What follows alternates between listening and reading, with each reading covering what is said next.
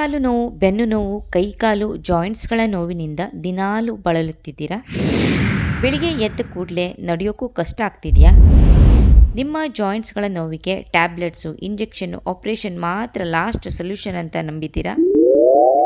ಆದರೆ ಮಾತ್ರೆಗಳಿಲ್ಲದೆ, ಯಾವುದೇ side effects ಇಲ್ಲದೆ ನ್ಯಾಚುರಲ್ ಆಗಿ ಕೀಲು ನೋವನ್ನು ಕಡಿಮೆ ಮಾಡುವಂತಹ ಪವರ್ಫುಲ್ ಮನೆಮದ್ದನ್ನು ಇವತ್ತಿನ ವಿಡಿಯೋದಲ್ಲಿ ನೋಡೋಣ.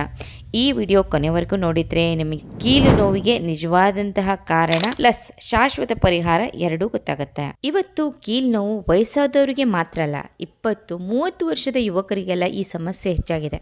ಕಾರಣ ಯಾವುದು ಗೊತ್ತಾ? ತುಂಬ ಹೊತ್ತಿನವರೆಗೆ ಕೂತಿರೋದು, ಎಕ್ಸಸೈಸ್ ಮಾಡಲ್ಲ, ಊಟ ಮಾಡುವಂತಹ ರೀತಿ ಸರಿಯಾಗಿ ಗೊತ್ತಿಲ್ಲ, ಕ್ಯಾಲ್ಸಿಯಂ ಕೊರತೆ, ವೇಟ್ ಜಾಸ್ತಿ ಆಗಿರೋದು, ಈ ಎಲ್ಲ ಕಾರಣಗಳಿಂದ ಮೂಳೆಗಳ ನಡುವೆ ಇರುವಂತಹ ಲ್ಯೂಬ್ರಿಕೇಶನ್ ಕಡಿಮೆ ಆಗುತ್ತೆ. ಹಾಗಾಗಿ ನೋವು, ಊತ ಬರೋದು, ನಡೆದಾಗ ಕಟ್ ಅಂತ ಸೌಂಡ್ ಆಗೋದೆಲ್ಲ ಆಗುತ್ತೆ. ಹಾಗೆ ಮೂಳೆಗಳು ತಮ್ಮ ಗಟ್ಟಿತನವನ್ನು ಕಳೆದುಕೊಳ್ಳುತ್ತೆ. ನೋವನ್ನು ಸರಿಯಾದ ಸಮಯಕ್ಕೆ ಕಂಟ್ರೋಲ್ ಮಾಡದೇ ಇದ್ದರೆ ಮುಂದೆ ಆಪರೇಷನ್ ಅನಿವಾರ್ಯವಾಗಬಹುದು. ಆದರೆ ಭಯ ಬೇಡ. ಇವತ್ತು ನಾನು ಹೇಳೋದು 100% ನ್ಯಾಚುರಲ್, ಸುಲಭವಾಗಿ ಮನೆಯಲ್ಲೇ ಸಿಗೋದು, ದೇಹಕ್ಕೆ ಯಾವುದೇ ಹಾನಿ ಇಲ್ಲ. ಇದನ್ನು 3-15 ದಿನ ಬಳಸಿದರೆ ರಿಲೀಫ್ ಗ್ಯಾರಂಟಿ ಸಿಗುತ್ತೆ. ನಮಗೆ ಬಿಳಿ ಸಾಸಿವೆ ಬೇಕು. ಇದು ನಮಗೆ ಈಸಿಲಿ ಮಾರ್ಕೆಟಲ್ಲಿ ಸಿಗುತ್ತೆ. ಕಪ್ಪು ಸಾಸಿವೆಯನ್ನು ನಾವು ಒಗ್ಗರಣೆಗೆಲ್ಲ ಬಳಸ್ತೇವೆ, ಆದರೆ ಈ ಬಿಳಿ ಸಾಸಿವೆಯನ್ನು ಉಪ್ಪಿನಕಾಯಿ ಮಾಡುವಾಗಲೆಲ್ಲ ಬಳಸ್ತಾರೆ. ಹಾಗೆ ನೋವನ್ನು ಕಡಿಮೆ ಮಾಡಲಿಕ್ಕೆ ಈ ಬಿಳಿ ಸಾಸಿವೆಯು ಬಹಳ ಒಳ್ಳೆಯದಾಗಿರುತ್ತೆ. 1 ಚಮಚದಷ್ಟು ತೆಗೆದುಕೊಂಡು ಚೆನ್ನಾಗಿ ಪುಡಿ ಮಾಡ್ಕೊಳ್ಳೋಣ. ನೋವನ್ನು ಕಡಿಮೆ ಮಾಡಿಬಿಟ್ಟು, ಇನ್ಫ್ಲಾಮೇಷನ್ ಇದ್ದರೆ, ಊತ ಇದ್ದರೆ ಅದನ್ನು ಕಡಿಮೆ ಮಾಡಲಿಕ್ಕೆ ಬಹಳ ಒಳ್ಳೆಯದಾಗಿರುತ್ತೆ. ಮೂಳೆಗಳನ್ನು ಸ್ಟ್ರಾಂಗ್ ಮಾಡಲಿಕ್ಕೂ ಸಹ ಈ ಸಾಸಿವೆ ಬಹಳ ಒಳ್ಳೆಯದಾಗಿರುತ್ತೆ. ಹಾಗೆ ಮಂಡಿಗಳಲ್ಲಿ ಹಾಗೂ ಮಾಂಸಖಂಡಗಳಲ್ಲಿ ನೋವಿರೋದು ಅವೆಲ್ಲ ಕೂಡ ಕಡಿಮೆ ಮಾಡಲಿಕ್ಕೆ ಈ ಬಿಳಿ ಸಾಸಿವೆಯು ಬಹಳ ಒಳ್ಳೆಯದಾಗಿರುತ್ತೆ. ನೆಕ್ಸ್ಟು 1 ಇಂಚಿನಷ್ಟು ಹಸಿ ಅರಿಶಿಣವನ್ನು ತೆಗೆದುಕೊಂಡು ಇದನ್ನು ಕೂಡ ನಾವು ಜಜ್ಕೊಳ್ಳೋಣ. ಅರಿಶಿಣದಲ್ಲಿ ಕರ್ಕ್ಯುಮಿನ್ ಎಂಬ ಅಂಶ ಇರುತ್ತೆ.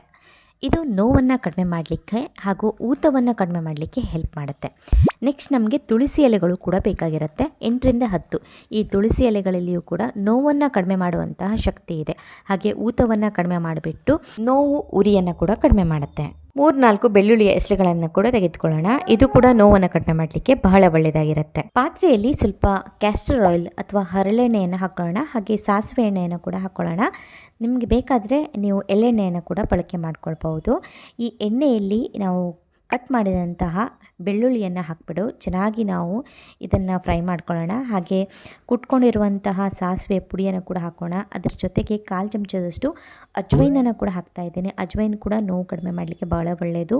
ಕುಟ್ಟಿರುವಂತಹ ಅರಿಶಿಣವನ್ನು ಕೂಡ ಹಾಕ್ಕೊಳ್ಳೋಣ. ಹಾಗೆ ಎಲೆಗಳನ್ನು ಕೂಡ ಹಾಕ್ಕೊಳ್ಳೋಣ. ತುಳಸಿ ಎಲೆಗಳನ್ನು ಹಾಕ್ಬಿಟ್ಟು ಚೆನ್ನಾಗಿ ನಾವು ಇದನ್ನು ಕಾಯಿಸ್ಕೊಳ್ಳೋಣ.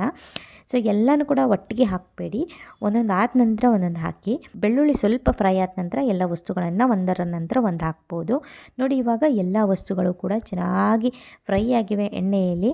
ಹಾಗೆ ಮೇಲ್ಗಡೆ ಸ್ವಲ್ಪ ನೊರೆ ಬಂದಂಗೆ ಆಗುತ್ತೆ ಎಣ್ಣೆಯಲ್ಲಿ. ಆ ನೊರೆ ಎಲ್ಲ ಕಂಪ್ಲೀಟಾಗಿ ಕಡಿಮೆ ಆಗುವವರೆಗೆ ನೀವು ಕಾಯಿಸಬೇಕಾಗತ್ತೆ.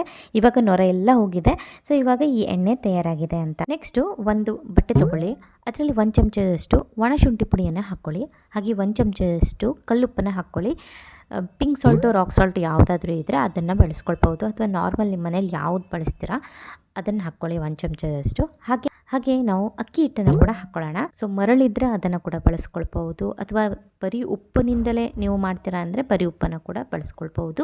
ಎಲ್ಲನ ಚೆನ್ನಾಗಿ ಮಿಕ್ಸ್ ಮಾಡಿಕೊಂಡು ಒಂದು ಪೊಟ್ಣವನ್ನು ತಯಾರಿಸ್ಕೊಳ್ಳಿ. ನೋಡಿ, ಈ ರೀತಿಯಾಗಿ.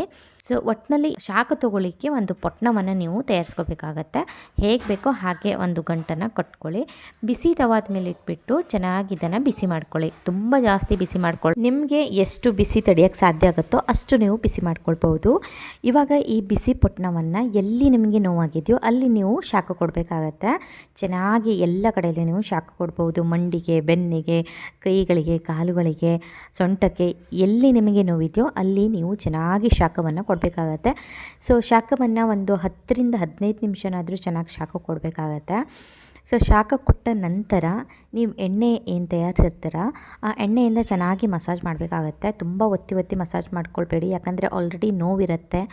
ತುಂಬ ನೋವಿರುವಾಗ ಮಸಾಜ್ ಮಾಡಿದಾಗ ಮತ್ತೆ ನೋವಾಗುತ್ತೆ. ಹಾಗಾಗಿ ಜಸ್ಟ್ ನೀವು ಮೇಲಿಂದ ಹಚ್ಚಿಬಿಟ್ಟು ನೀವು ಸ್ವಲ್ಪ ಮಸಾಜ್ ಮಾಡಿದರೆ ಸಾಕು, ಅಥವಾ ಬರೀ ಈ ಎಣ್ಣೆಯನ್ನು ಹಚ್ಕೊಳ್ಬಹುದು. ಸೊ ಒಂದೇ ದಿನದಲ್ಲಿ ನಿಮಗೆ ರಿಲೀಫ್ ಕಾಣ್ತಾ ಹೋಗುತ್ತೆ, ಅಷ್ಟು ಇಫೆಕ್ಟಿವ್ ಆಗಿದೆ ಈ ಎಣ್ಣೆ. ನಿಮಗೆ ಮಾಂಸಖಂಡಗಳಲ್ಲಿ ನೋವಿದ್ದರೆ ಅಥವಾ ಮೈಕೈಯಲ್ಲಿ ನೋವಿದ್ರೂ ಸಹ ಈ ಎಣ್ಣೆಯನ್ನು ಖಂಡಿತವಾಗ್ಲೂ ಬಳಸ್ಕೊಳ್ಬೋದು. ಕೈ ಗಂಟುಗಳಲ್ಲಿ, ಕೀಲುಗಳಲ್ಲಿ ಅಥವಾ ಜಾಯಿಂಟ್ಸ್ಗಳಲ್ಲಿ ಎಲ್ಲಿ ನೋವಾದರೂ ಸಹ ಈ ಎಣ್ಣೆಯನ್ನು ಖಂಡಿತವಾಗ್ಲೂ ನೀವು ಬಳಸ್ಕೊಳ್ಬೋದು. ಈ ಎಣ್ಣೆಯನ್ನು ನೀವು ಸೋಸ್ಕೊಳ್ಬೋದು ಅಥವಾ ಹಾಗೇನೂ ಕೂಡ ಬಳಸ್ಕೊಳ್ಬೋದು. ಹಾಗೆ ಈ ಎಣ್ಣೆಯನ್ನು ನೀವು ಬಹಳ ದಿನಗಳವರೆಗೆ ಸ್ಟೋರ್ ಮಾಡ್ಕೊಳ್ಬೋದು. ತುಂಬ ಕ್ವಾಂಟಿಟಿ ಮಾಡಿಬಿಟ್ಟು ತುಂಬ ದಿನಗಳವರೆಗೆ ನೀವು ಇದನ್ನು ಯೂಸ್ ಮಾಡ್ಬೋದು. ಹಾಗೆ ಈ ಪೊಟ್ಣವನ್ನು ಕೂಡ ನೀವೇನು ತಯಾರಿಸಿರ್ತೀರ ಅದನ್ನು ಕೂಡ ನೀವು ಆಗಾಗ ಮರುಬಳಕೆ ಮಾಡ್ಕೊಳ್ಬೋದು. ಹಾಗೆ ಇದನ್ನು ನೀವು ರಾತ್ರಿ ಹೊತ್ತು ಮಾಡಿಕೊಂಡ್ರೆ ಬಹಳ ಒಳ್ಳೆಯದು. ಇದನ್ನು ಪಾದಗಳಿಗೂ ಸಹ ಹಚ್ಕೊಳ್ಬೋದು, ಒಳ್ಳೆಯ ರೆಮಿಡಿಯಾಗಿರುತ್ತೆ. ಈ ವಿಡಿಯೋ ನಿಮಗೆ ಉಪಯೋಗವಾದರೆ ಲೈಕ್ ಮಾಡಿ, ನಿಮ್ಮ ಫ್ರೆಂಡ್ಸ್, ಫ್ಯಾಮಿಲಿ, ರಿಲೇಟಿವ್ಸ್ ಜೊತೆ ಶೇರ್ ಮಾಡಿ. ಹಾಗೆ ಚಾನಲ್ನ ಸಬ್ಸ್ಕ್ರೈಬ್ ಮಾಡ್ತಾ ಇದ್ದರೆ ಪ್ಲೀಸ್ ಸಬ್ಸ್ಕ್ರೈಬ್ ಮಾಡಿ. ನೈಸರ್ಗಿಕ ಆರೋಗ್ಯ ಪರಿಹಾರ ಬೇಕಾದರೆ ನನ್ನ ಚಾನಲ್ನ ಫಾಲೋ ಮಾಡಲು ಮರಿಬೇಡಿ. Thank you.